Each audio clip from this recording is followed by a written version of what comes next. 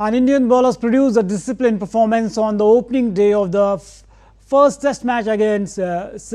test match against South Africa at the Guwahati, the newest venue in the Test cricket. Despite losing toss once again, India kept the visitors to 247 for 6 at stumps, with Kuldeep Yadav leading the attack through a fine 3-wicket spell. Jasprit Bumrah and Mohammed Siraj backed him with crucial strike as South Africa failed to convert any of their promising starts into big scores. Aiden Markram and Rickelton gave the visitors a solid foundation with a 82 opening wicket stand, the highest for the series so far. And Jasprit Bumrah broke the partnership with a trademark delivery just before the early tea break, after Markram survived a tough chance and taken 17 balls to get off the mark. After the break, Kuldeep Yadav took charge. He dismissed Rickelton with a sharp deflection caught by Rishabh Pant before tightening the screws with attacking lines. His 3 wickets came at key moments, helping India slow the scoring and build pressure on a pitch that was otherwise friendly to batters. Temba Bavuma and Tristan Stubbs tried to steady the innings with a hard-fought 74-run stand, but India's spinners kept things tight. Bavuma fell while trying to accelerate, holding out to mid-off, while Stubbs edged Kuldeep to Rahul at slip. Vian Mulder's attempt to counter-attack also ended up quickly as Kuldeep outsmarted him in a flight, and with light fading, India took the second new ball. The moment it became available, Mohammed Siraj seized the moment and producing a beautiful away seam first up, removing de Zorzi to end the day on a high. South Africa finished on 247 for 6, a total that keeps the match evenly balanced. India's bowlers showing quality and control on a flat surface due to promises to be a gripping continuation of the historic first test in Guwahati. And on this story, the second test match between India and South Africa at Guwahati.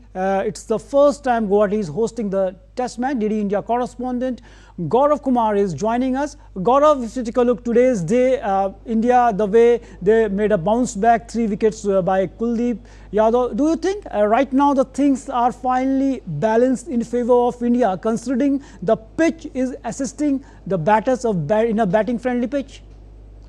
Narayan, first of all, I would like to say that after so much gap, after so much time, we are seeing that this test match is getting a normalcy to whole test scenario, because as we have seen earlier in Kolkata, or we talk about today's match at Perth, where Australia won by 8 wickets, they are all ending in a two-day visit. So coming to this match, I would like to say that yes, the first session was first and second session, especially second session was totally handled by South African batters, and they've batted superbly.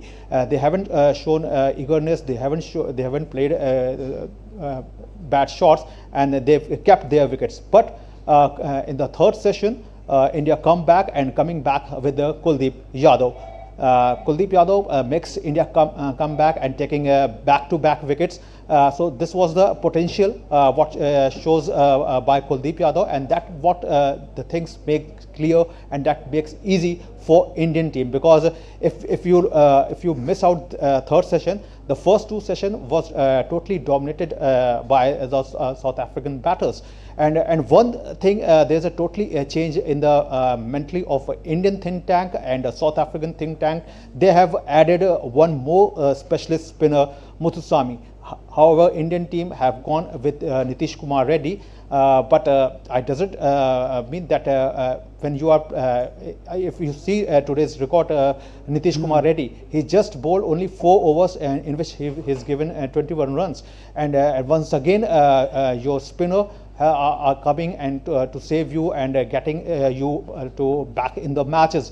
And so I think that the Indian think tank should they have to more eager to get on these wickets. Gaurav, coming to the pitches which are assisting the spinners, especially if you talk about the first test match at Eden Garden, we saw that in past we saw the Indian batters, especially the subcontinent batters, are playing the spins greatly, and But now if you take a look at the New Zealand series, where we also lost all the 3 matches against the New Zealand team, and again the same thing we are witnessing, that India, the batters are not able to play the spin. So do you think that Indian players should play more domestic cricket, more on more pitches which are assisting the spinners? Do you think this is the need of the hour, considering the fact that whenever you are playing in subcontinental condition, things are getting difficult for them? Of course, Narayana, there is no question about it, because whoever you are, what name you are gaining, whatever you are scoring, that is all past. But if in the current situation you are not performing with your bat, then everything is nil.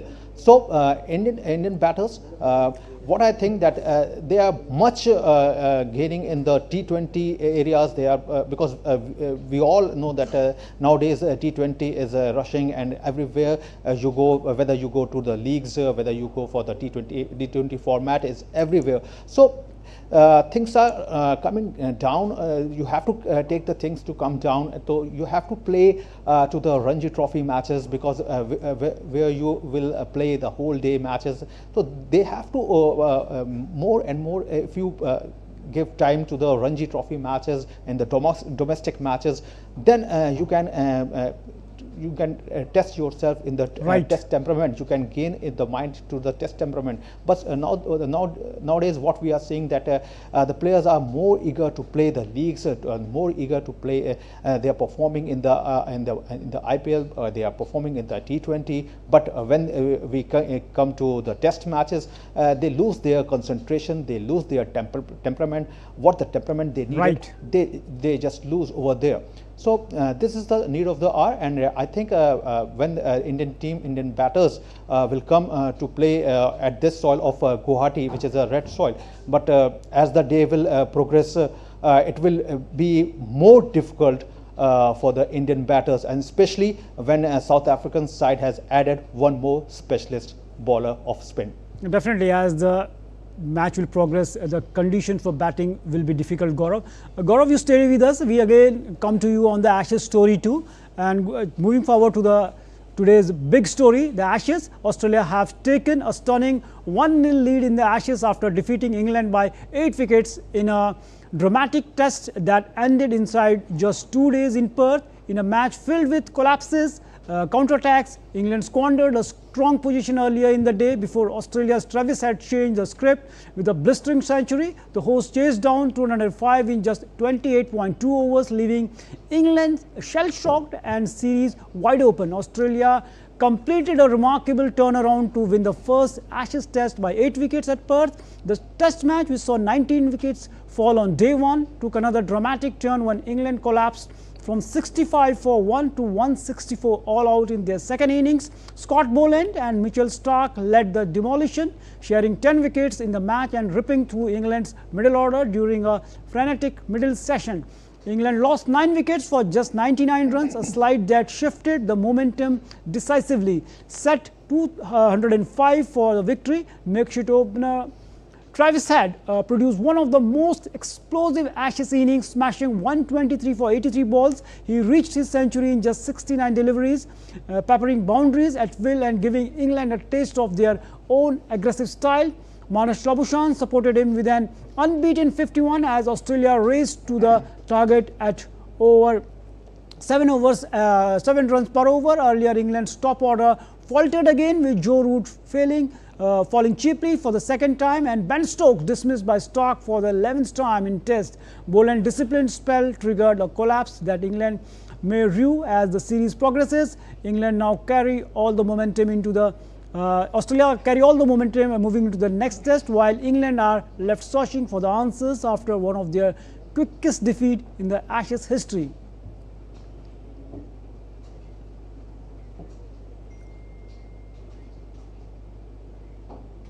Gaurav, if you talk about the Perth test, was the third shortest test match in the Ashes history. The only test shorter was the Manchester United in 1988, and which lasted for just 788 balls, and the Lord's test in which we saw only 792 deliveries bowled.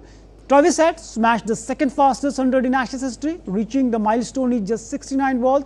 The record remains with Adam Gilchrist, who struck a 57 ball century.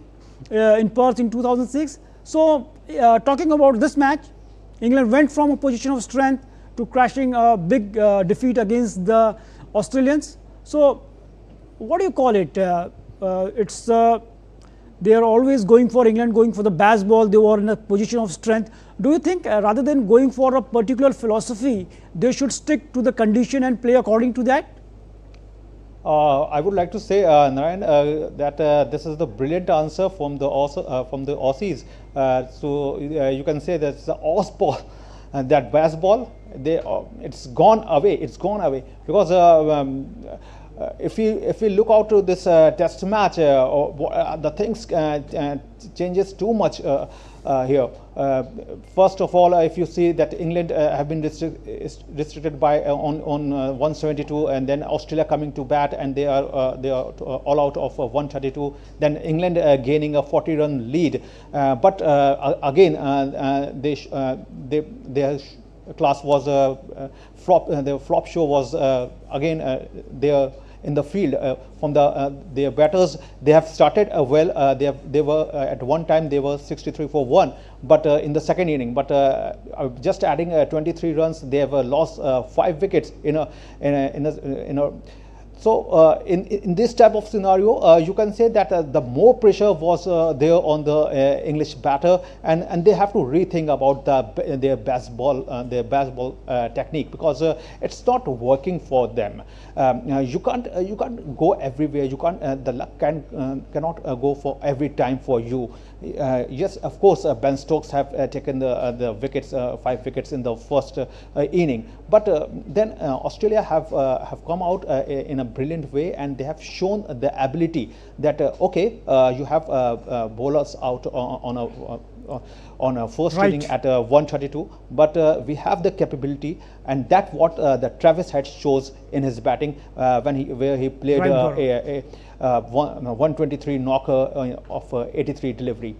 Definitely, Travis Head, we can say a modern day great and clutch player, one of the ultimate clutch player in the modern time. The way the innings he has played in the recent time. Thanks, Gaurav, and for giving a wonderful perspective of the second test match between India and South Africa, and as well as the Australia's Ashes victory at Perth. Thanks a lot for joining us.